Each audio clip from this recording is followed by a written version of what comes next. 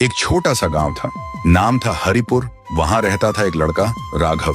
बहुत गरीब था, दिन भर मजदूरी करता और शाम होते ही अपना पुराना सा ढोल उठाता और गांव के रास्ते के किनारे ढोल बजाता था। उसकी ढोल की ताल में कुछ अलग ही बात थी, कभी खुशी कभी गम, जैसे राघव अपना दिल ढोल की ताल से बांट रहा हो। उसी गांव में रहती थी एक लड़की गौरी।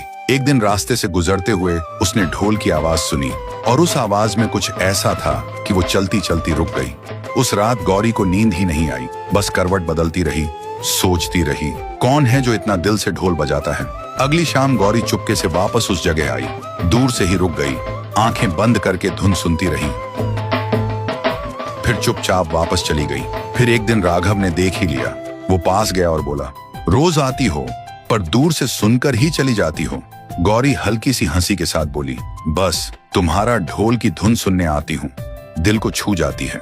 उस दिन के बाद दोनों के बीच बातें होने लगी। कभी गौरी कहती, एक खुश धुन बजाओ ना, और राघव मासूमियत से हंसी मजाक भरी धुन बजा देता था। कभी राघव कहता, लगता है तुम्हें ढोल से ज्यादा मुझे देखने का शौक है, पर गौरी शर्मा कर कहती, पागल हो तुम।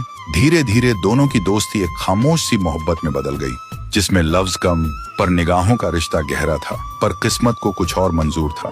गौरी बीमार पड़ गई। दिन दिन उसकी सांसें कम होती जा रही थीं।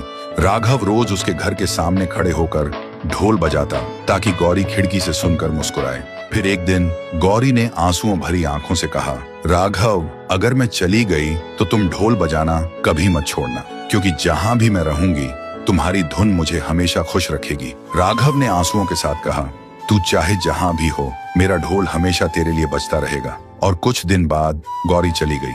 राघव टूट गया, लेकिन उसने ढोल बजाना बंद नहीं किया। हर शाम गांव के रास्ते के किनारे वो खड़े होकर अपना ढोल बजाता है, और जब ताल हवाओं में गूंजती है, राघव आंखें बंद करके धीरे से कहता है, सुन रही है ना तू गौरी? दोस्तों, कुछ मोहब्बत साथ नहीं देती, पर उनकी यादें आवाजों की तरह हमेशा दिल में गूंजती रहती हैं।